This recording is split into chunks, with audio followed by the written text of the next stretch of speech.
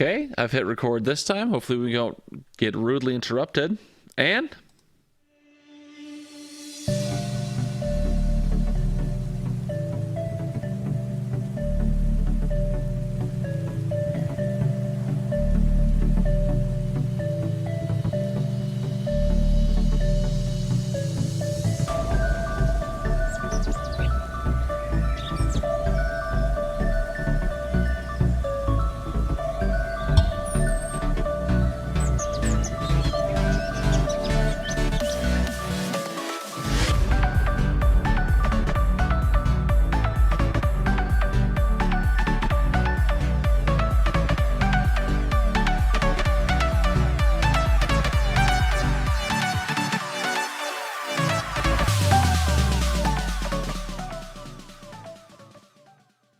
I like that song. It gives me a little bit of like springtime vibes, but it is a brand new year, so I suppose that can apply as well.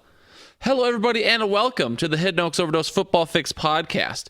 I am one of your lovely hostesses, the Garlic Johnson. We are joined one last time by our other lovely hostess, the Joshua Mitchell. Josh, feel free to say hi to the folks at this given time. Hi, folks, at this given time. Nailed it. Simon says you're awesome. HiddenOaksOverdose@gmail.com, Facebook.com/hoodpod, Anchor.fm/hoodpod. We're going on hiatus for a couple months, so there's really no point in knowing that exactly now. But if that's where you want to find us, if that's where you want to spread some words and some joy and some cheer, that's where you'll find us. Segment start times in the description below, as always. A couple different segments today because it's a different pod, not quite our standard. Levi Oki illustration. Thank you for that beautiful art everyone can see. Josh, it's 2020. How you feeling? How you doing? New year, new you? Exactly. Got it tattooed on my chest. What? You got New Year, New You tattooed on your chest? Yep. So does it apply to every year? Applies to every day. Oh, okay. So why didn't you get a tattoo that says New Day, New You? Well, Just didn't feel like it? nah. So Josh, I don't look in the mirror very often, so. perfect. So I don't want to put you on blast, but so obviously Jamie has a New Year's bash every year, right? Pretty classic. You were there. Absolutely. Until a solid 10:30? 10:30. And just decided to dip out. Well, that was a plan all along. You should be grateful I was there in the first place. I mean, it starts at 8. You didn't show up till like 9:15, 9:30. Yeah, Josh, you have to be fashionably late. I was fashionably late. It started at 8, and I showed up at 8:30. And I had to wait until for there to be a crowd because I had to give Hammer's trophy in front of more people. You see, I was just trying to be selfless. All 14 while also people. not watching Netflix. Yeah. Oh yeah. Definitely didn't binge the whole Kevin Hart documentary on Netflix. Well, it could have been worse. You could have had to go snowplow half a centimeter of snow. That's true. Speaking of, did Gangles ever show up? Gangles did show up. He pulled into his driveway like just past midnight, and then he showed up maybe 15 minutes after that. So he missed the ball drop, the midnight kiss. I didn't have a partner to kiss at midnight, but close enough. We made out later and then fucked. That sounds like a blast. It was. There was some blasting, certainly. I'm sure there was. How's your New Year going? Good. I mean, it's New Year's Day, so I slept in, and then you texted me a couple times, which, I mean, you're not no wrong here, but woke me up a little bit. So I was like, all right, guess I should start fucking functioning for the day. Oh yeah. Got out of bed, sent out some texts about the playoff brackets, took a couple last minute notes, and here we are. Good for you. I'm here too. Do you have any New Year's resolutions, Josh? No, I'm not a complete idiot like that. I just live life. Does making a New Year's resolution make you a complete idiot? No, not really, but okay. That was just a stronger response than I expected, so that's why I wanted to ask about it. I gotta have strong responses. It's how you get the people going. So it is for the entertainment factor, certainly. That's what Fox News thrives on. Obama, absolutely. Literally the devil. All Yep. Democrats die in a hole. Trump, Jesus. I mean, incarnate. you could say that CNN does the same thing, but on the opposite side. Kinda, yeah. They pretend to be more objective, though. So Is that worse? I don't know. Some could argue that's worse. I mean, Fox doesn't blatantly say we're pro-conservative. I think their motto or tagline or vision or whatever is fair and balanced. So, okay. two different sides of the same evil coin. Yep. Anyways, this is not the political podcast. Is there anything you want to chit-chat about before we move right into the hot take retrospective, my friend? No. How long is this hot take retrospective? Because let's just say you started playing it and I would have set my headphones down and go to the bathroom. Would I have enough time to go pee? It would be close. So yours is about 2 minutes, 15 seconds. Mine's about 1:53. Okay. But I would imagine you'd want to hear your own hot takes from the year, right? I mean, half the time I was just making them up on the spot without taking any seriousness. So, yeah, I mean, we'll see. Okay. Well, I'm gonna play yours first, and then I guess you can decide if you want to go pee or not. But we are now in the hot takes retrospective. Josh, I did very last second because I didn't want you to see him beforehand. I did put him into the spreadsheet. I saw that. I read them already. Damn it. Yeah. Well, if you want to follow along, there they are. But Josh, here comes yours. Well, give me a hot take then. Hot take? Yeah, hot take for the year, or give me for anything, but give me a hot take. Hot take. Melvin Gordon does not play this season. Nate is not going to lead the league in trades. Patrick Mahomes is going to score his lowest total points of his career. I am going to say Baltimore repeats their beatdown and beats Arizona by 20 plus points this week. I agreed with your hot take, but I'm going to step it up maybe 5 steps, and I'm going to say he's going to retire while wearing normal clothing. So did you have a hot take or no? Nope. There's going to be a single game record broken. Single game sack record, single game interception record, single game picks thrown record, any sort of single game achievement by an individual player or the team itself. There's going to be a record broken. I said there'll be one game this season where the NFL subreddit does not bitch about the refs. I started typing it, and it wasn't necessarily a hot take up front because I said that the Rams are going to suffer from Super Bowl hangover and miss the playoffs. Yep. And I added to it. And I said, but they're going to finish last in the division. Chase Daniel's going to replace Mitch Trubisky at some point during the season and stay the starter. I noticed you are not participating in the hot takes this week. That is correct, sir. I'm going to go ahead and double down on my hot take from a few weeks ago, and I'm going to say Trubisky's going to get benched before the end of the season. Not only is he going to get benched, he's going to get benched and then cut and then released from the team. I actually typed one up, and that is that Miami finishes ahead of the Jets in the standings this year. I said that the NFL is going to have 3 running backs, specifically running backs, but could be wide receivers, with 19 touchdowns or more this season. My hot take is the Packers are going to miss the playoffs. I'm going to say the Bears make the playoffs. Pete Carroll will forget his gum, leading to the collapse of the Seattle Seahawks as we know it. Ladies and gentlemen, I'd like to introduce you to the Memphis Seahawks. I think the Patriots are going to get bounced in the first round of the playoffs. I say Ryan Fitzpatrick is going to be quarterback 1 of the week. So those were all your hot takes throughout the season, Josh. In retrospect, I could have scored these, but just roughly looking at it, looks like you have only one yep, I guess, out of 20 hot takes. 1 to be determined. The Patriots still could be bounced out of the playoffs.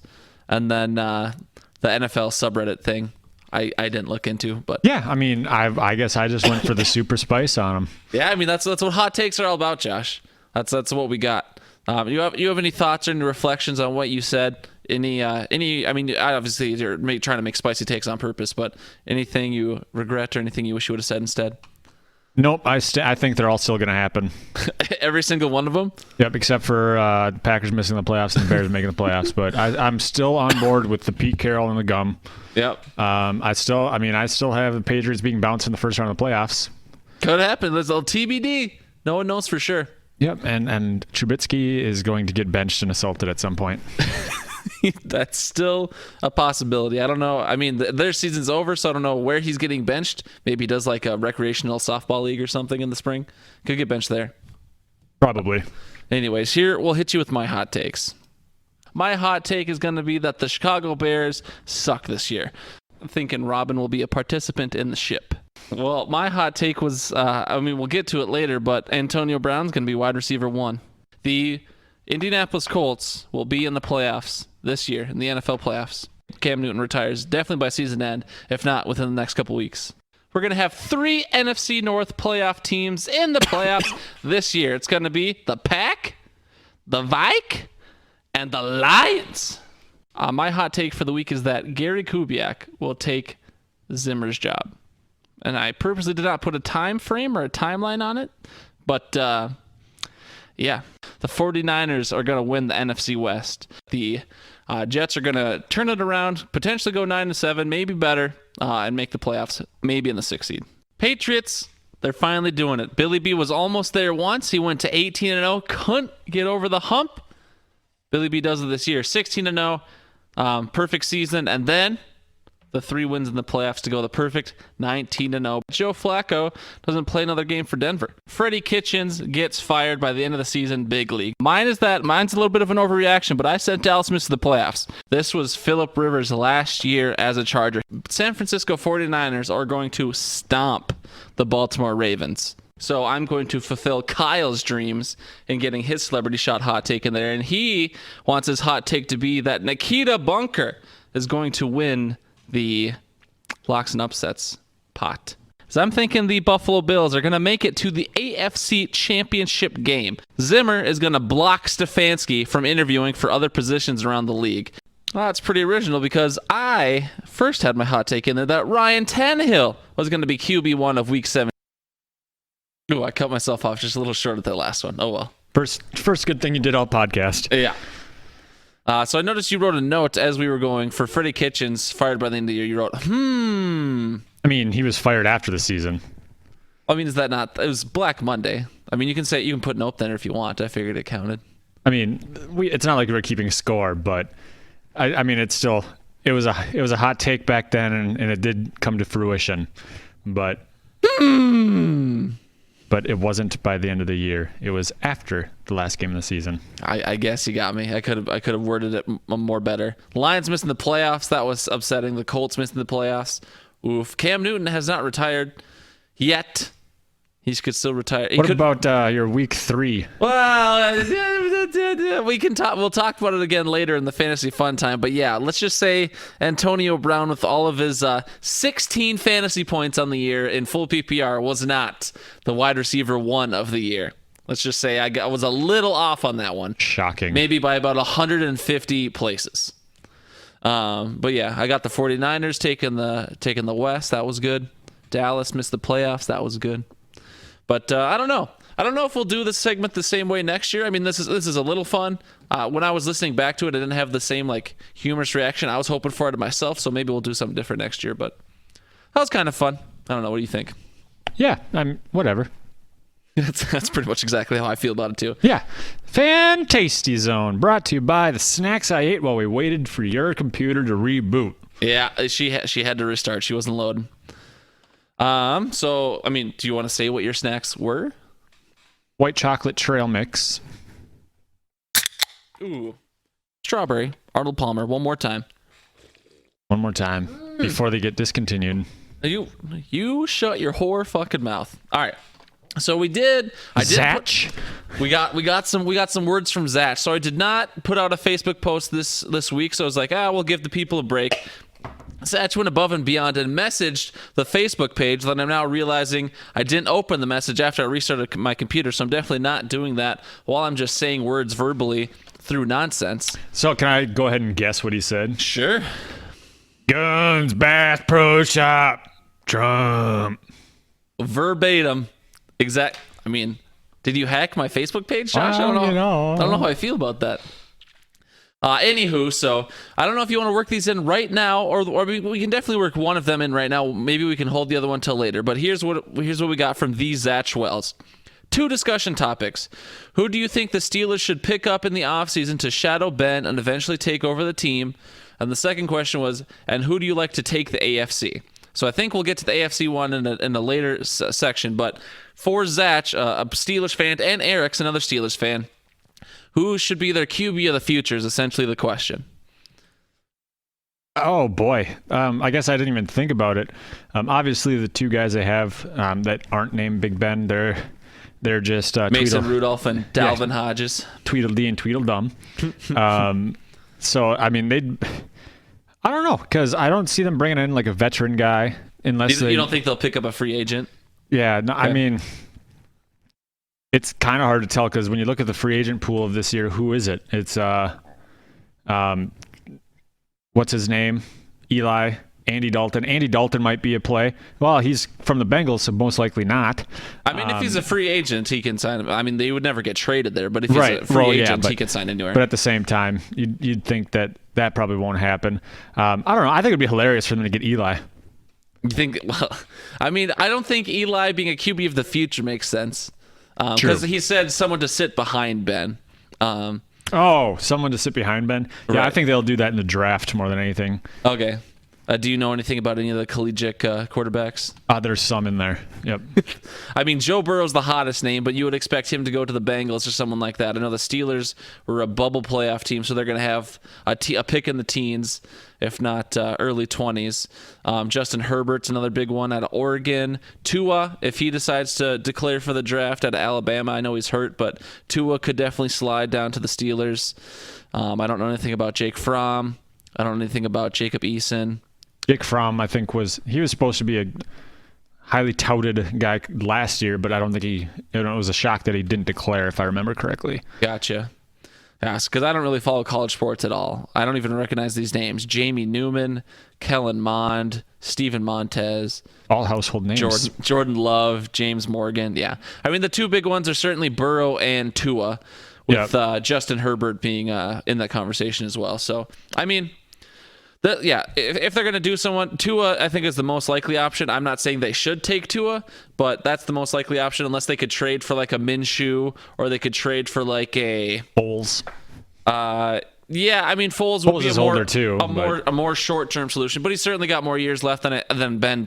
I would think Phillip Rivers is a free agent option, but he's not going to sit behind Ben. So you'd have to trade for some young guy sitting on some roster somewhere. Sean Mannion, I'm sure, is available if you're looking for a Sean Mannion. Nate Peterman, the Oakland Raiders, I'm sure. What's Josh Freeman up to these days? Josh Freeman's out there somewhere. He's the guy. So sorry, Titan, we're not more educated about the potential of future QBs. Just know whoever you get will disappoint you in some way. Yeah, probably. Because Ducky Hodges and Mason Rudolph have proved they're not the future. So we'll do that. And then he said, who do we like to take the AFC? We'll talk about that later.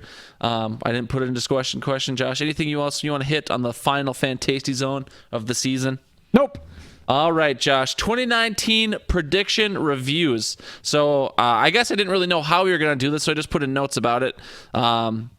So you said you have something else. What do you got for this, for a predictions review? Because we guess all 256 games before the season starts. It's in like week 3 of the preseason, so a lot of shit happens after we predict those games. But what do you got? Yeah, so I guess as far as closeness, I did our accuracy thing again. Okay. To kind of figure out the accuracy. But then I added some of the professional takes. So we've got Adam Rank from NFL All Accents, who is a complete moron. Okay. Cynthia Furlund, who apparently says she had a foolproof statistical analysis system. She's an analyst for NFL Network. So should I be looking at the Mr. Clean sheet right now? Is that what yes. Okay. Yeah, we're on Mr. Clean because I kind of tried to clean things up a bit. And then SI had their little article, and so I pulled some things from there. I have it based on our accuracy, so from their overall projections for the season, and then compared it to what the actual win percent was. So Arizona had a win percent of 0.344. I was the most accurate there. But so then what I did before was I sorted it. I figured out the average accuracy, and then I sorted it so we could see where we had some trends. Everybody was pretty much in agreement on New England, KC, and Houston finishing about right where they did, 90% there. Some of the teams that had 80% accuracy higher, Dallas, Seattle, New Orleans, Philly, Pittsburgh, Giants. So all of our guesses in that area were clear.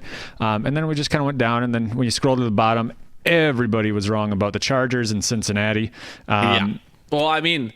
For the most part there, the average, I should say. But then I pulled out some other stats. And so over here we have, you led everybody with the most 100%. Woo! And then me and Sports Illustrated, the two so-called professionals, had one. I mean, Sports Illustrated is not a professional. Or they're a conglomerate of professionals? Yeah. But then in the 90 to 99% range, I led with 6, and then it was Adam Rank with 5. And then SI with 3, Gar with 2, and then Cynthia Freeland with 1. So her system there, wow. But her system apparently worked for the 80 to See, she 89% kills the because she got 80%. 13. Did she just guess everyone to be 8 and 8, and then it just kind of That's the funny thing is that it was basically average distribution? everything was 8 and like anything between 6 and 10 and 10 and 6. I don't know if she had anything other than that. So that's kind of funny. Sure. Because she gets paid to do that and we don't. So Right. whatever. But no, just overall, and then kind of evens out after that where I thought it was funny. Adam Rank, who got ripped the most, he had the most less than 50% accurate because he was the one that said the Vikings were going to go 6 and 10 or 3 and 13. It was like 3 and 13. 3 and 13 for the 49ers. That was his prediction. And then, yeah. But then, where's the other one? Season-long predictions. The overall averages. So, for our accuracy averages, we actually did quite well. Of the 5 people that I just read off, Sports Illustrated, Adam Rank, Cynthia something or another, you and I led with 75% accuracy on the weekly basis. Ladies. Or on the overall projection basis.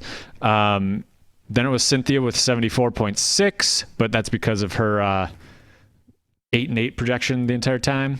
And then you came in third with 72% roughly. Yeah. And then it was Sports Illustrated with 71, and then the so-called genius professional Adam Rank with 67. Oofta. Yeah, I mean, I just thought it was fun to go through and check it out and compare some of that. And obviously you hit more teams right on the money, but then you had a few more down low. My worst was Tennessee by far. Yeah, I just sorted by my worst selfishly. I was worst on Detroit, and then the Chargers, then Atlanta, Tennessee, and then from there it was 50% or better. But yeah, really fucked up Detroit. I had them going 10 and 6. And the Chargers, I think I had 12 and 4. Something like that. And neither of them were very close to that. So I messed up something. Oh well. Yeah. Oh well.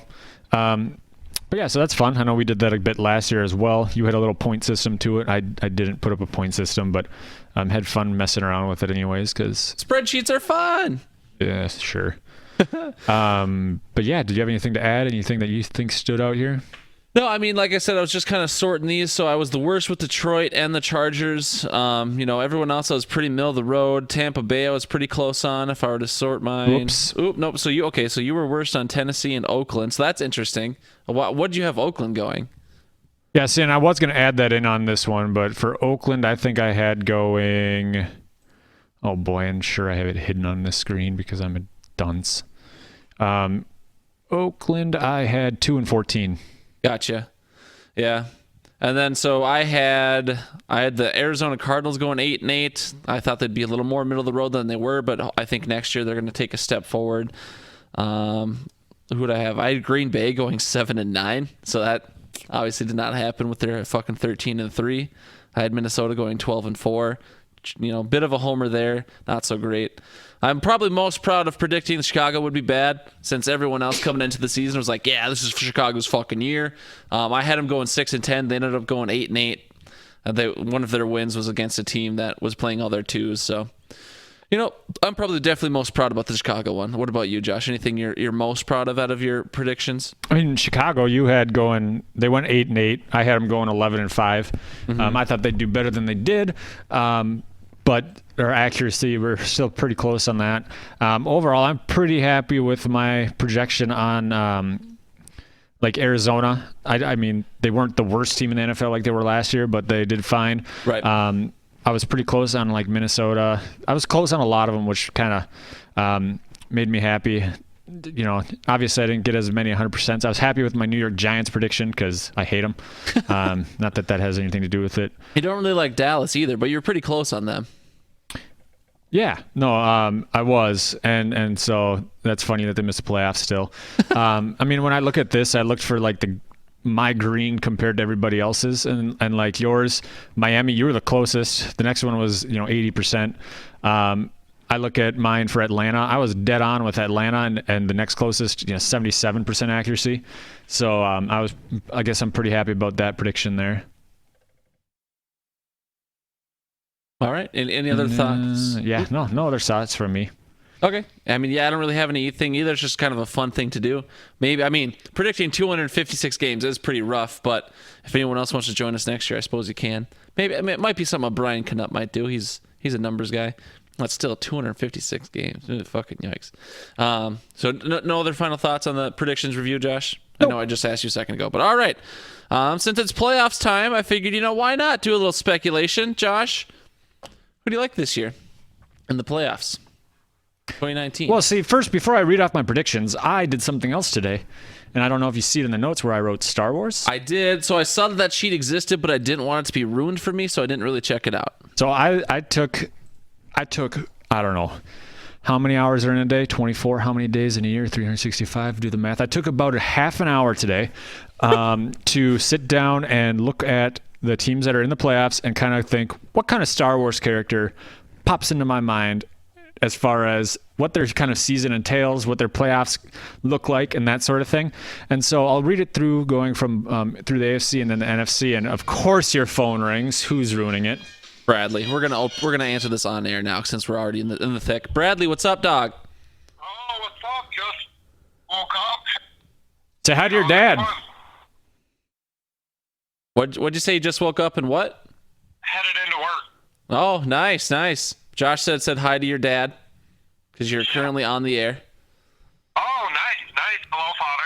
Hello, everyone. What do you got to do today? Some more shoveling of 1 centimeter of snow, or a little salting, or what are we working on today? Right, gotta scrape some snowpack. That's the name of the game. Is that a valuable use of your time? Absolutely not. Are you getting paid to do it by the hour? Yes, I am. Well. So it's going to take him 75 hours just to get there. Yeah, a full 75 hours, Josh says you're putting in. Yep. You know it. Excellent. All right, well, anything else you got for me? Otherwise, I'm going to let you go. No, just give me a call later when you're free. Sounds good. Love you long time, my friend. Love you long time, bud. Bye. That was the Bradley Canoop, everybody. What a god. Our first ever guest on the Hidden Oaks pod. Fun fact. Yeah, no, I remember that. So yeah. All right. So anyways, back to Star Wars. Yeah. So I just sat down, thought about some of the Star Wars characters that I know off the top of my head, as well as I had to look up some names, and then compared them to the teams themselves and kind of their system, the way they work. And so first, starting off in the AFC, we have Baltimore. I have as Chewbacca. Okay. Because they're a brute force on offense with their run attack. They're loyal to a fault to their coach because Harbaugh had been on that hot seat for a while. But then when you think about their elite stars, they're all quite... What are you doing? I just made it so I can read it because that one line went off the screen and it was obnoxious. They are humble when it comes to the elite stars. As far as Lamar Jackson, he doesn't like to hype himself up. Kind of reminded me of Chewbacca in a sense. Okay. Next, we have Kansas City. Can't really understand him when he talks. Got it. Yeah. Sorry. Kansas City, we have as Ray. Rather new focal point in the NFL, similar to the new trilogy in Patrick Mahomes. Well-rounded attack, but needs the allies to defeat evil.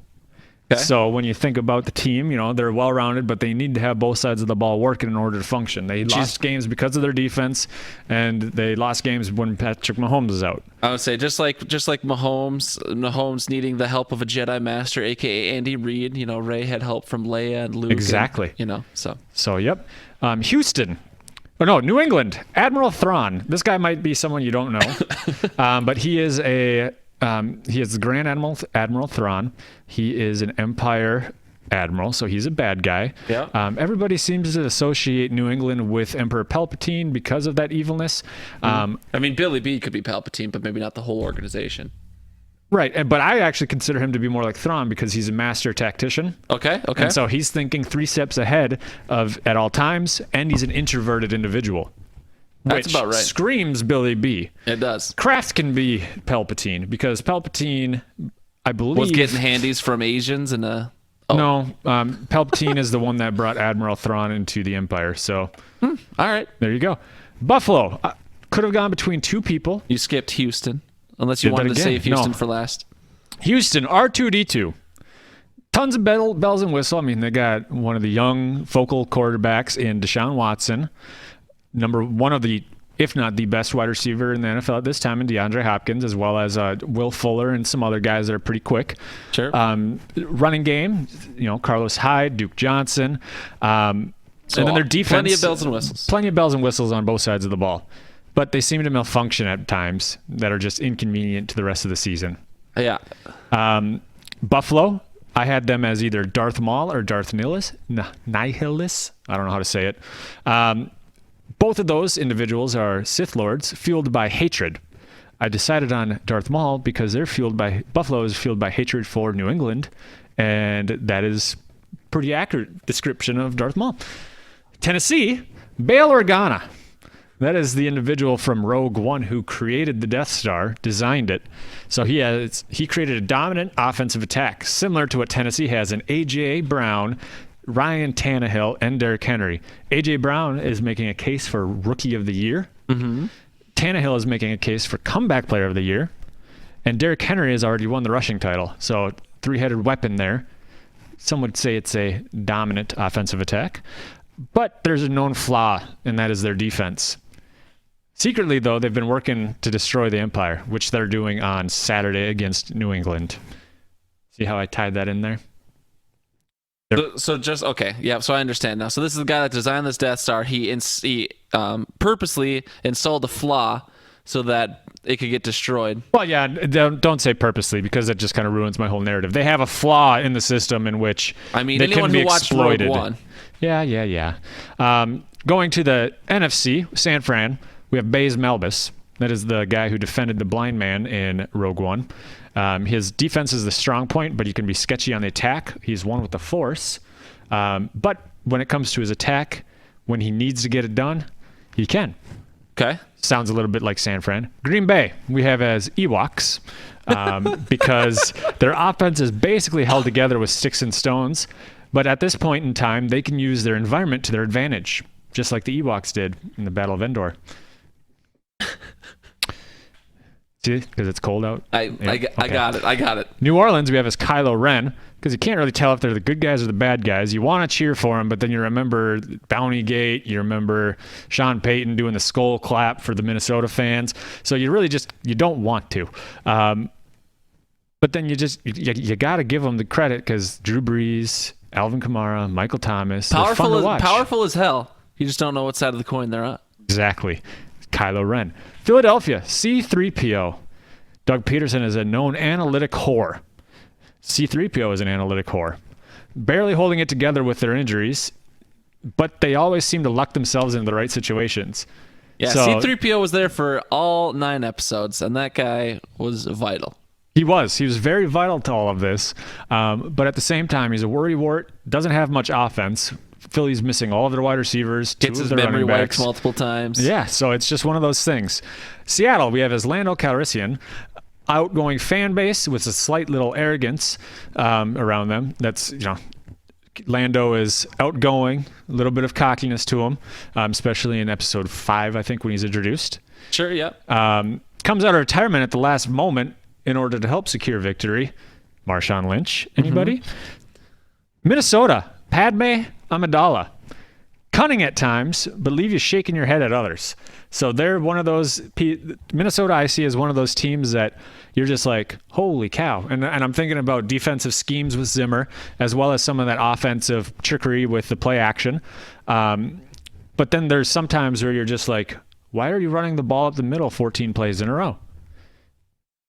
So that's how I saw Minnesota. And I don't know how you can work this into logic, but I really like Padme, because obviously, spoiler alert for episode 3, she gives birth to Luke and Leia and then dies. So I don't know how you can. I was trying to think of a way the whole time as soon as I saw this to relate the Vikings like giving birth to something and then dying. I don't know what. I mean, we put plenty of people over in the playoffs. The Vikings could set a record for most or the Vikings will set a record unless we win the Super Bowl for most playoff losses at 30, I think. So. I mean, you could say that we put over a lot of teams in the playoffs. We gave birth to the Nick Foles. I mean, you could also say that you guys gave birth to like Adrian Peterson's career and watched it die, because he had success while he was here. Yeah, and won an MVP. But he never actually got to that final goal. Yeah, he never got his bowl. That's for sure. Coaching. Pat Shurmur, you saw him flourish. His career was born in Minnesota, and he was a good OC. And then the last I heard, he's panhandling on the streets of New York. Well, I mean, I guarantee he gets swept up as an OC pretty quick here. But yeah, apparently him running an organization is not as good. So yeah, but then my big thing was the trickery within the episode 1 or 2 where she was faking as the handmaiden. Correct. Yeah. She had a double. Yep. And so that is. That's where I was thinking. Look at how good we are, 13-3, 10-6 in the playoffs. Nope. Exactly. I like it. Josh, I like your breakdown. So now, since this is actually a prediction segment, who, here you didn't really, there's no Yoda, there's no Palpatine to go to the top of the bracket. So who do you like? Titan S, who do you like in the AFC? But do you want to go over your bracket, or do you just want to talk about who you like in the playoffs this year? I don't know how you want to break that down, but I appreciate the Star Wars. That was awesome. I guess, yeah, we can go over the brackets if you want to talk a little bit, because I need to give myself a break. It's tiring when you talk. Right? So I have not filled out my bracket yet, but I'm going to pull up the website. Give me 1 second here. I'm just going to do it on my phone, actually. But so I sent out a joke. So anyone who opened the link I sent, I had the Bills and the Vikings being in the Super Bowl with the Bills winning it, because I thought that was funny. Sorry, now I do have to stall for a second. I actually thought that was your bracket, and I was just like, Garlic, you dunce. You're right. All right, so, we got Tennessee playing New England, the Bills playing Houston, Vikings and the Saints, and the Seahawks and the Eagles. So, moving on from there, I think I don't know. It could be interesting. I think we both like New England to get upset. I think there might be a little too much trickery and tactician out of Billy B, so we'll see. I really like the story of the Bills. So if I were to pick an underdog story, I would like the Bills going to the AFC Championship, probably end up playing the Chiefs. Or no, they won't play the Chiefs. They'd probably end up playing the Ravens. So the Bills are not going to beat the Ravens. So that means the Ravens would be in the bowl in the AFC, to your question from much earlier, Titan. So it would be the AFC representation from the Ravens. And then in the NFC, I love the Niners. I like Green Bay. I like the Saints. I think there's 3 really solid NFC teams. Eagles, Vikings are okay as well. Seahawks you can never count out the Seahawks because they've just been there too many times. Pete Carroll's, despite what a lot of people say, Pete Carroll's a great coach. I'll probably go with the cliche. It'll be a Ravens 49ers Super Bowl. We'll get a rematch from a couple years ago when they were in the Superdome and the lights went out for fucking 45 minutes, which was weird. But if it's a Ravens 49ers Super Bowl, I'm going to give the edge to the Niners just because I want the NFC to win more than I want Lamar Jackson to win. I don't know why. I have this inner hatred for Lamar Jackson, but I just kind of do. But that's me. I'll take it a Ravens 49ers Super Bowl just off the top of my head, and then I'll take the Niners to take it. Yeah. It's the part where you would talk if you want to. Yep. Nope. That's a good point. So yeah, as far as it goes, it's like I say every year, I want good games. I do agree that I think that the Titans have a good chance at taking down New England. And so in my bracket, I had that being the case, mostly to stick to my guns because I remembered my bold prediction of New England getting trounced in the first round. Had to have things go my way in order for them to have to play in the first round. So I was fortunate enough that Miami beat them. And so I do think that Tennessee has a good chance to win that game. But as far as the AFC goes, I had Baltimore making it to the Super Bowl. They're well-rounded. They've got a solid offense, solid defense. They run the ball really well. But it's also, a young quarterback. The defense has been shaky. So I would, they might have some trouble from Kansas City. Either one of those 2 teams from the AFC, I'd be fine with. Honestly, I just want to watch an offensive explosion in the playoffs. So you don't want to see the Super Bowl from last year, 10-3, Patriots beat the Rams? No. I don't even remember watching that game. You were at my house. Yeah, it was boring. It was boring if you don't like defense, for sure. Yep. But then for the NFC side of things, obviously Homer pick Packers. I do think that if New Orleans beats Minnesota, I do think the Packers, despite Drew Brees' abysmal quarterback rating outdoors as compared to indoors, abysmal, a full. Yeah, when you said that last night, and then I saw the thing on Reddit, I wasn't even trying to throw shade at you. I was just like, "This is hilarious." Josh will get a chuckle from this. I did. I was actually shocked because I had been listening to the NFL Around the NFL podcast. I listen to that from time to time, and and they had said that that Drew Brees does poorly outdoors, and that's kind of where I regurgitated it from. Sure. So I should have cited my source last night. I mean, I was an idiot. Right. But overall, they're comfortable playing indoors. They're from New Orleans, playing in Green Bay. They may have a shot. Sure. I don't want to see Minnesota for a third time, even though they wouldn't see them until the championship game anyways, or the conference championship. So, sure. But I still don't want to have to play them for the third time. But yeah, overall, if it's not Green Bay, I want it to be New Orleans. That's kind of how it is, and I've been saying that for the last 2 years now, almost. Sure. Yeah, we've been cheering for. I know both of us have been. We've been a fan of New Orleans, and we like them to get there. And they got Minneapolis miracled, and then they got an entire NFL rule change. Yeah, exactly mugged. I mean, you can argue that in that game they should have been in a position where they're up by more, so that last pass doesn't get them out of the thing. But it was egregious. So just kind of the way that goes. They've gotten screwed over a couple times. I would like to see Breeze win another one. Breeze does not, I'm not the same as the rest of the Vikings fans who sees Breeze and sees Bountygate and sees all that other nonsense. Whatever, dude. You can fucking move on by now. I like Breeze. I like their offensive style. People don't forget. Well, that's also true. I will say, for people setting their brackets, that I don't know if this is too much homerism or not enough homerism, but it is such a fucking Vikings things to do, to go into New Orleans, upset them, and then get butt fucked by San Fran the next week, because Mike Zimmer, the only way Mike Zimmer ever has success is with a chip on the shoulder team. That's why we're an every other year team. So if he can get enough of a chip on these guys' shoulder, we can go out there and fight. The defense obviously would play much better than our offense. We could upset the Saints if Zimmer can chip this team enough, but then there'll be way too much emotional hangover and we will get butt fucked the next week. But we'll just watch for the upset. It's not impossible. No, and I don't the way think Zimmer does things. I don't think it's impossible either. But at the same time, when you said, I'm chuckling inside because when you said chip on the shoulder, I just picture him walking around with a bag of Ruffles, following Kirk Cousins everywhere, and then just putting a chip on Kirk's shoulder, and then when he brushes it off, putting another one on there. And Coach, stop! What the frick? Frick, Coach, Jesus! Don't make me put more tinfoil around this steak. So to be clear, I'm sorry. Who was your Super Bowl victor? I forgot. Well, to stay true to my bold predictions throughout the thing, I had Tennessee upset New England, Baltimore making it to the Super Bowl. Yep. And then my other one was Green Bay is going to disappoint me in the playoffs, and I think Baltimore takes it over Green Bay. So Chewbacca is the Super Bowl champion. I think that's fitting. Chewbacca destroys the Ewoks. He's been around since episode 4, obviously since 77, the original trilogy. Didn't get, all episodes 1 through 9. I don't think he was ever called out in 3, obviously, or 2 or 3. Obviously, Yoda hung out with the Wookiees, but I don't think Chewbacca was a character at that point in time. So I like Chewbacca winning. I think that's nice. Yeah. Better than the other guys. Better than Padme or fucking Baze Malbus. All right. Anyways, Josh, do you have any other thoughts on the predictions or the playoffs this year? Nope. All right. We are going to move on then to locks and upsets, and this is going to be brief. We're just gonna give some credit where some credit is unfortunately due. Josh. T1. We're done. So T did win. I will go through the whole leaderboard just while the song's playing and is skipping for some fucking reason.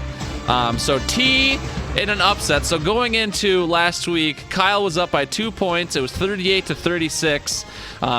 T ended up picking, who the fuck did he pick? He picked Green Bay over Detroit, which looked rough for a while, and then picked Atlanta over Tampa Bay, which was also looking rough. Kyle, with a 2-point lead, took New England over Miami, and then I don't know why he picked the Giants over Philly. I love you, Kyle. I don't understand that pick. Maybe you just wanted to go with an interesting upset. But I understand that pick. Okay, so Josh empathizes. Yeah, you got Philly, who is just absolutely destroyed with injuries. Yeah. So I can see that pick. Okay. And then, yeah, obviously Miami upset New England. Funny enough, T tried to pick Cincinnati over Cleveland as upset. He couldn't pick that one because he had Baltimore, or he had Cleveland losing the week before. But T also would have gotten that upset because Cincinnati did beat Cleveland. So T technically had 3 good picks. One of them obviously didn't count. But so T wins 39-38. He upsets Kyle in the last week. Plenty of people didn't play in the last week, but I know Walters will be upset if I don't say Walters technically came in third with 36 points. Jalen, who led us in the beginning of the year, had 34. Nikita and Jordan with 33. Brian at 32. Josh 31. Derek 30. You win swift kick in the rear end. Jesse 29. Aaron 29. Erickson, Brad 28. Garlic all the way down at the bottom with 20. Favre. But so that was Locks and Upsets. Everyone, thank you for playing. I'm not sure if we'll do it again next year, if we'll do something different, but I appreciate everyone playing every week. And congratulations, T, on winning $140. Josh, you get to do us a little ditty one more time. What do we got? Fantasy Fun Time, Retrospective 2019. That was beautiful. I will say, you did seem to lose your luster there in the last couple weeks of the season. I just lost all motivation and everything when I realized my season was over. For which season was over? Your fantasy fun time? Yeah. Oh, okay. Well, last week in Studs and Duds, I had Lynch, projected 2.1, got 9.4. Edelman only got 5.6 out of his 15.8 projection. I got 17.5 points for the final week. I had AJ Brown, who was projected 13. He ended up getting 22. I got a positive 9 there. And then I had Edelman as well. So I finished with 19.4 on the week. Also the week high. Nice. First place. Eric's had Deontay Johnson at 10.6, only got 9.4, -1 there. OBJ, as a dud, projected 12.8, actually got 17.1. So Eric's, as true to his entire year, getting -5.5, good enough for last place. The only negative person on the week. Nikita had 0 because, as she told me, she had no idea we were doing picks or studs and duds. So she got 0 this week. Walters, on the other hand, he seemed to have remembered, and he had Mostert, who was projected 12.5. He got 20 for positive 8. And then Russell Wilson, who got 20 and was projected 19 for -1. He finished with 6.6 positive on the week. Finally, Brian copied me with the Marshawn Lynch pick. Projected 2, got 9. And then Christian McCaffrey, as a dud, probably just took whoever's projected the most points on the week. Projected 26.6, got 22.8. Overall, Brian was positive 11 on the week. And that positive 11 was good enough to break Brian past the 100-point mark. So shout out to Brian, the only person even close to 100 and broke it. Out of the core 5, Nikita, of course, came in first. Josh, a very close second right at the end. Obviously, Nikita didn't make any picks in the last week, but Josh finished with 49 points in the positive. I finished with 18.7. Walters finished with -37.5. And then Eric's finished with -60.3. Like I said, Brian blew away anyone who ever participated in the leaderboard. Nikita was second there. Josh third. Hammer ended up finishing in fourth with 43. I was fifth in that one. Sixth was Jamie, the last positive person at a whole 1.2. Next is Brad at -5.5. And then Walters and Eric's are at the bottom of the any participant leaderboard as well. Yeah. So thank you again, everyone, for playing Studs and Duds. I know it wasn't for money or anything, but it's still kind of a fun game to play. I liked it. We'll see if we bring it back next year. Maybe we'll change up a rule or something. Who knows? We got plenty of time to think about it. Josh, we also took some Studs and Duds for the year at the very beginning. Yeah. I looked at them. I think that every single one of mine that were studs ended up on the IR or injured at some point, except for Mark Andrews. There you go. So I know Josh is a curse. So I did put some some uppercase stars next to the names of people who did end up on IR. Uppercase stars. Yeah. That would be a superscript star. Whatever. Darius Geis, he was my stud for running back. He was projected 180. He only had 57.4. He finished the season on IR, and I don't even know how many games he played. Not a lot, though. Marquise Goodwin, he finished the season on IR. I think he was out early and on in the season. He only had 38 points. He was projected 76. Sam Darnold missed some time from kissing his sister. He was projected 240. He ended up with 190. So, yeah, my only stud that actually mattered that did well was Mark Andrews, who went past his projection by 72.5. Yeah. So I did better on my studs. Darren Waller, of course, was similar to Mark Andrews, came in as a bit of a tight end sleeper. He was only projected 120 points on the year. Actually got 221, so it was a positive 101 points on the season for me. Will Fuller V, the fifth, in case anyone doesn't know what that V stands for. He was projected 138 on the season, barely didn't get it, finished with 134. He was banged up throughout the year, though, which he always is, so it was a kind of a riskier stud pick, knowing Will Fuller has plenty of injuries in his history, but sometimes you got to roll the dice. I had Rojo, a.k.a. Ronald Jones, as my running back stud for the year. He was projected 95.7, and just like I thought, Bruce Arians started to use him in more of a DJ type, David Johnson type role like he did Arizona. Actually got 166.3 PPR points on the year, so that's a positive 70 for me. And then Jimmy G, just barely a stud. He was projected 236.9, actually got 247.3, so I gained an extra 10 points there. Yeah, for duds, I actually got positive on all mine, and I'm trying to think. I think the only guy that actually missed time in this was Hunter Henry. Hunter Henry and Devonta Freeman missed time. Oh, I guess I didn't even know Devonta Freeman did. But yeah, Hunter Henry, he finished with 150. Which was 14 less than his projection. Devonta Freeman had just shy of 200, which is 45 under his projection. Julian Edelman just about got his projection, so only a point difference there. And then Carson Wentz was 17.5 under his projection. So I did get positive points on all those duds. Nice. I had Travis Kelce, who was technically a dud, but he was still the tight end one on the year. He was projected 281.1. I actually got 254.3, so I gained 26 points there. Julio Jones only got 12 points under his yearly projection. Projected 286, got 274, so I got 12 there.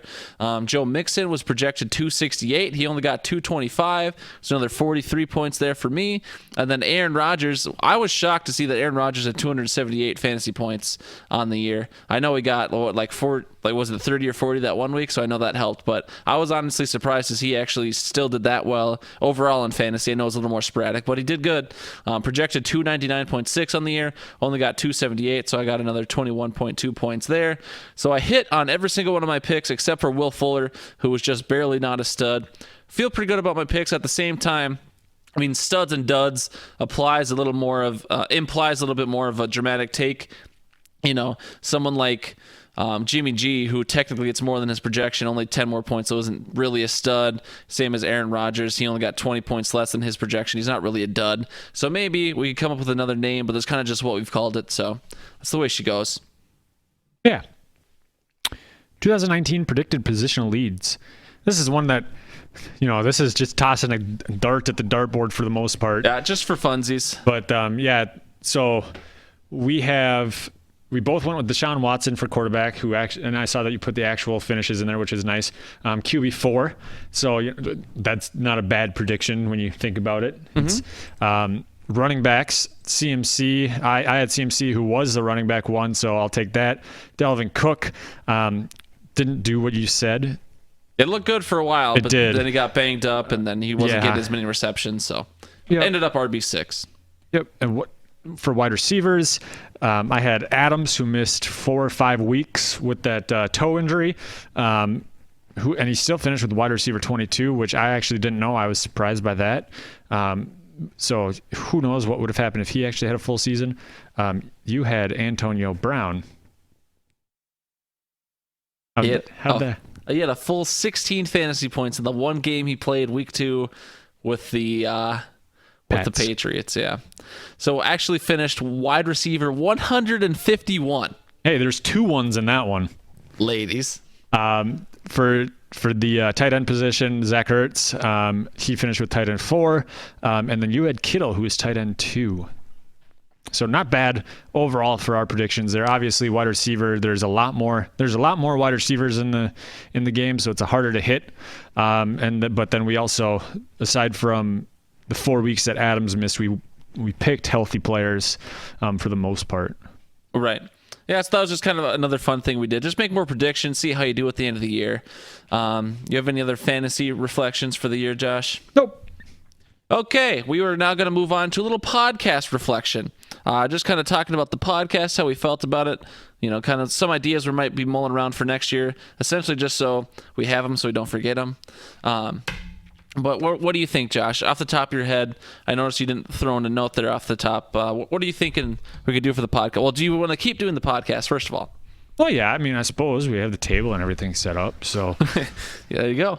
and we did get, I think the main goal for this season was to get more fan engagement, fan interaction, and things like that, and that's always going to be the case. And we did get that. Thank you, Brian. Zach, Nikita. Brian, Zach, Walters, Nikita, Eric's. And our studs and duds, not our studs and duds, but our our studs and duds had some celebrity shots throughout the year, but then our picks segment that had quite a few participants in it as well. Mm-hmm.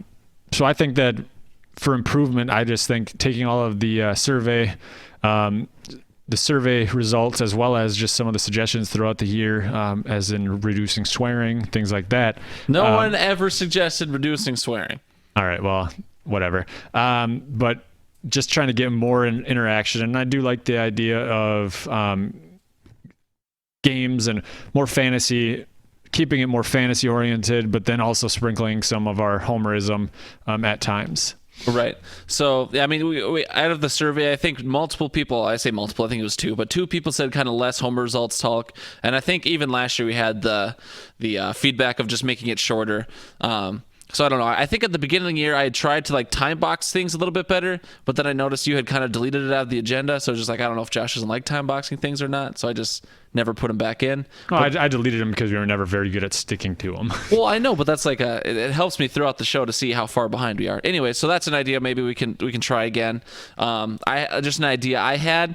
So we both like this. At the end of the day, while we do have listeners, we're not trying to make money off this. We're not trying to go famous. So this is a hobby for us. I know not that anyone's interested in our takes, but I think Josh and I enjoy thinking critically about the game and coming up with decent takes about our homer teams because we both love the sport of football.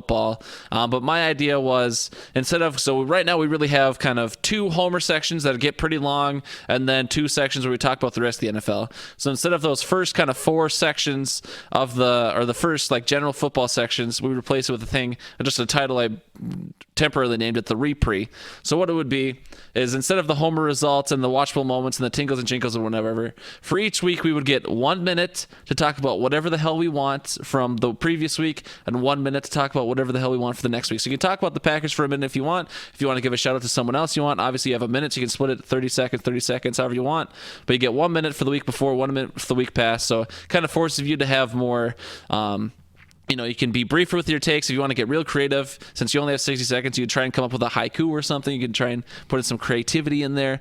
But that was my idea, to try and shorten down that segment while we're still able to throw in our takes. So yeah, kind of I like that. I guess because when I'd seen this, I was wondering what it was. Kind of reminds me of the old ESPN. I guess it's still probably on the ESPN where they have the ticker on the side and then it has a topic involved, and they only have like a certain amount of time to talk about that, and then it moves on. Is that part of the interruption? Is that show? I know they do it on multiple things, but is that from that show? And they have like one segment where it's like it's a little bit longer than a minute. It's like a 5-minute timer, 3-minute timer, but then they have like 10 topics. 3 minutes. Yeah, they have 10 topics that they just go through, and they try and get through all of them in that time. But yeah, no, if we did a minute here, a minute there, it would definitely shorten our segments quite a bit. And then we could focus on some of the more games, humor, things like that. Obviously, humor is just, we can't force that just kind of comes naturally for the most part. Most of our humor is quote unquote improv. Neither of us have any actual like comedy backgrounds. We don't write jokes like a comedian would. We never gone to barely write. Right. Yeah. I have self-diagnosed dyslexia, so but yeah, so we can try our best to sprinkle in humor, and if we're kind of forced into different constraints, I think that might force us to be creative in different ways. So we'll see how that goes. I still like the Fantasy Zone. I'm thinking for the hot takes, we'll just roll that into the Fantasy Zone because I don't know. It was hard, I think, to come up with 20, 21 hot takes throughout the year. So maybe we just say we have a minimum of one each week. So whether it's you come up with it, I come up with it, or a fan comes up with it, we can still just have one at least each week and listen to them at the end. Change up that a little bit. I obviously still want a section for fan interaction in case people do, because we love when you guys reach out. And if we get nothing from the fans, we can do a discussion question just for make things a little more lively. Yeah. But that was my big idea, was just if people, that's a way we can cut down on the time and cut down on some of the more home results talk that most of the people seem to take some time that they already know about. The only other idea that was thrown out by Walters, which I thought was fun for a new game next year, is so you know how they do like daily fantasy, weekly fantasy. I haven't looked into this yet, but apparently you could set up like a private league, and so each week, you know how daily fantasy works. If you get like 1,000 fake dollars, then you have to buy players, and so you're just trying to set the best weekly fantasy lineup. And so if it works like this, if you can set up a private league, and then we just have like a leaderboard, or I can create a leaderboard in a spreadsheet. I think that'd be fun. Just to see how many people you want to get playing there, and you can get breaking rights throughout the year. Maybe we put money on it. Who knows? But yeah, and that was an idea that I had kind of debated on and thought about throughout the year. I was happy to see Walters had typed it up, and he thought about it too, it seems. But doing something like that, doing something like a kind of a beat the experts, if you want to consider that. If us experts, where if we do have a league like that, you and I go in each week and we create a team, and then they try and beat it, and then winner each week, if they beat us, then they I don't know, they get like a 30-second they can leave a 30-second voicemail where they can say whatever the hell they want. Yeah. I don't know, something like that. Obviously we have time to think about it, but I do like the private. You can do that, because when I was because I did that for a while, and then I got told to stop because I was taking too much money from the system, that you could have private leagues set up where you can kind of customize the settings and everything. I don't know about the leaderboards and anything like that, but you could. Whether it's in the system or we create it ourselves. Right. And that shouldn't be too difficult to do as well, but you could have a decent amount of people on there as well. And do that. Yeah, I mean that's a great idea. Like I said, I just have not looked into it at all. I've never played daily fantasy, so I don't know much about it. But I'll definitely look into it for next year. Just going off of the top of my head right now, that I like that idea a lot. That's something that could be easily implemented. Sure. People don't necessarily need to go to a website or call in to do it. They could just do it on their phone, and we'd be able to talk about it. We wouldn't have to go into detail about all of them, but that sort of thing. We could also do something like, I do enjoy the studs and duds segment, but we could do, player locks, things like that, pickups of the week, that sort of thing. I don't know. Sure. But like predicting those pickups. So if you look at the waiver wire, someone who's not rostered in 90% of leagues, but someone who's only rostered in like 10% or less, I think this guy's going to go off. Mm-hmm. That sort of, I don't know. But yeah, I mean, I'd be happy with shortening it up to keeping it 30 to 45, 30 to 40 minutes. Right. I mean, if we're taking out sections, but if we add in games, who knows how it works out. Right. Overall, I think it's just it always seems longer to people who are hearing things they don't want to hear. So if we keep it an hour still, which is roughly what we do every week, and then they're not hearing home results that they already know about. They're hearing a different game they can play in, or some trivia we're doing, or we're just having some banter. It won't feel like an hour maybe. So I mean that's just another way to make it feel different. And I know kind of coming into the year, kind of a lot of your feedback was let's make it general, not necessarily narrow cast. But I mean, still our audience is like 75% the Hidden Oaks redraft league. So even if we're talking general fantasy, well, that's because 75% of the United States is our redraft league at this point. We have 14 members. Take a breath. 14! And I suppose you didn't hear. So we have 2 more interested members. So I think we're going to have to go to 16 next year, Josh. Oh, have fun. No. But Eric, Mr. Landvik. So obviously I've bugged him for the last 3-4 years to join the league when we've had an opening. He said no. Hammer asked him one time. He's like, oh, sure. I'm interested for next year. So fuck you, Eric. I know you don't really seem to listen anymore, but I hate you.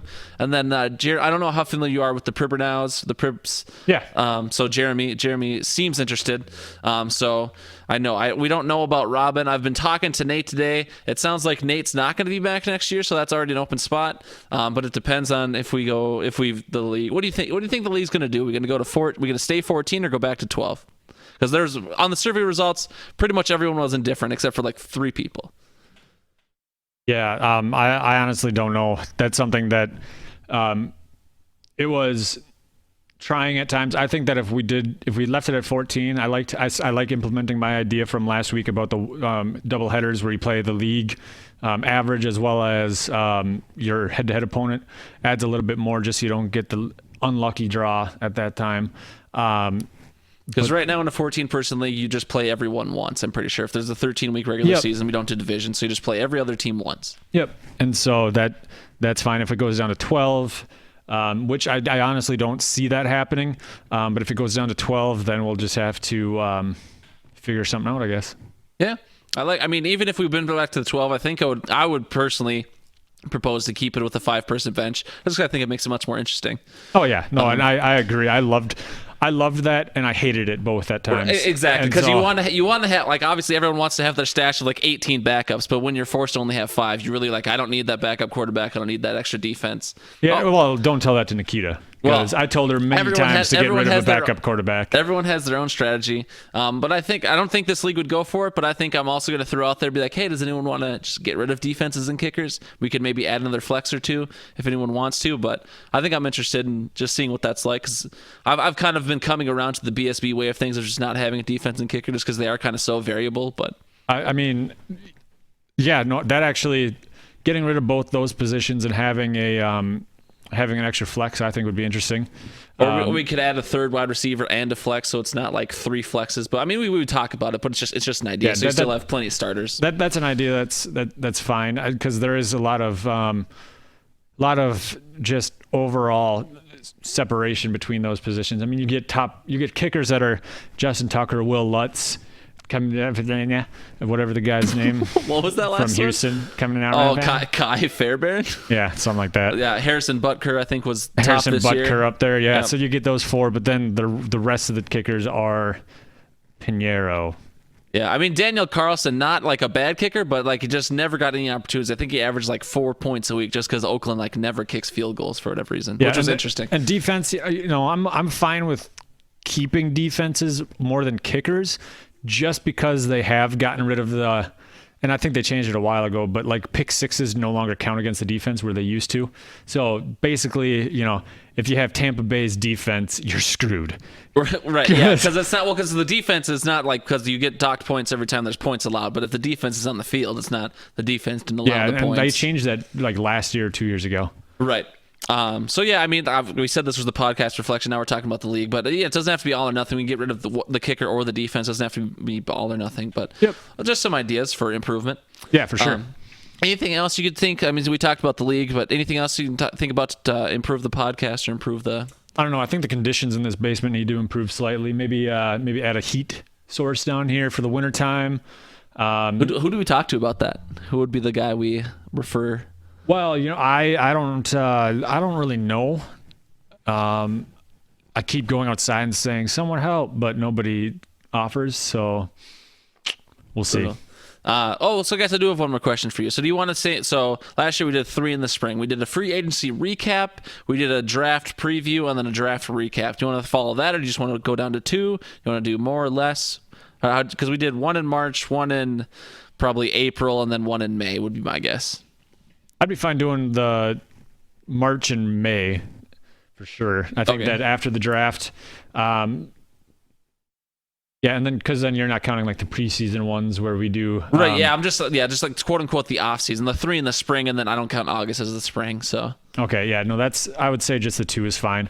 So I think like with the draft preview, I mean, because after free agency is over, if we did one, I think we did like maybe 2 weeks after free agency opened, so we got most of the move, like all the big moves would happen in the first 2 weeks. Yeah, if we did that same kind of timeline, we'd know kind of what the needs are for the draft anyway, so we could do a little bit of a here's what I want this team to focus on in the draft. This is what this team should focus on. Right. We don't, because let's be honest, we're not going to research guys in the draft and come up with their spark scores find out. We don't do those for high listenership. Those are essentially, again, this is at the end of the day, this is a hobby for us, and I think it keeps us fresh, so we don't go from January to August not podcasting. So it's just fun. You keep mentioning this being a hobby and everything, and that is the case. It is, but I do think we need to have a subscription as well. So individuals who are who do want to listen and contribute more, they have a subscription.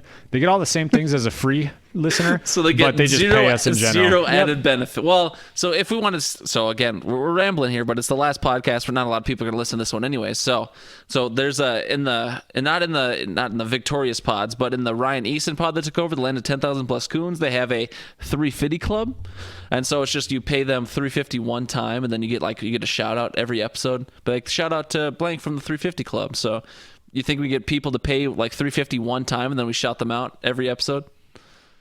Seeing as we are a much better produced podcast than that one, I'm guessing, and just in general more knowledgeable than those people, I would think that the 350 in our club doesn't have that decimal. So there's $350, and then I think that's a little bit more. The 350 club, but $350. Okay, I mean, they would definitely be worthy of a shout if someone gave us $350 for sure. Yeah, no, I think that's going to be the route that we should go. Yeah. So, all right. I think that's everything we got. Anything else you want to say, Josh? So we'll come back in March. Or it sounds like we'll come out either late March, early April, kind of do the free agency recap, draft preview. Anything you want to say to anyone between now and then? This is now the outro. Clean your gutters. Give a garbage. Throw out your garbage. Tony, I forget. It was something the No Trash Cougar. I forget what the name of the character is, but all right. Well, Josh, one last time. This is episode 47. So if we only do 2 in the spring, that means episode 50 will be our first one next August. So that's kind of exciting. We'll be up to 50 podcasts. Wow. Season 3. This is the end of our season because I like to track with the NFL. So this is the end of season 2. Season 3 will start in March, just like with the new NFL league year.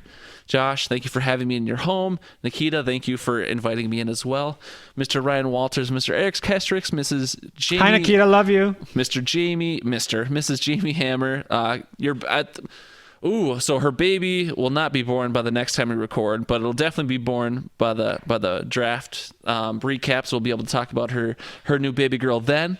Levi Oki, I'm pretty sure you don't listen, so I'm actually going to delete your name now, but thank you again for the beautiful art.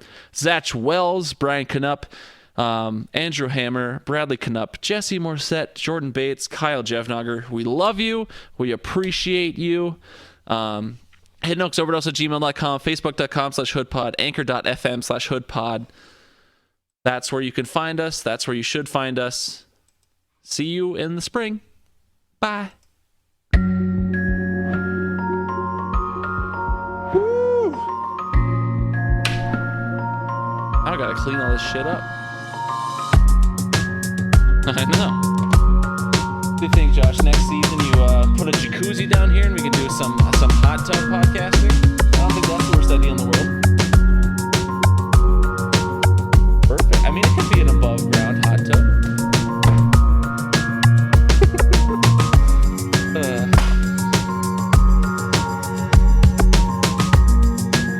What do you see out there, boss? Snow? Or dead rabbits? Is your backyard always just going to be grass? You ever going to throw like a garden back there, or a tree, or flatlands? No wrong answers, I'm just curious.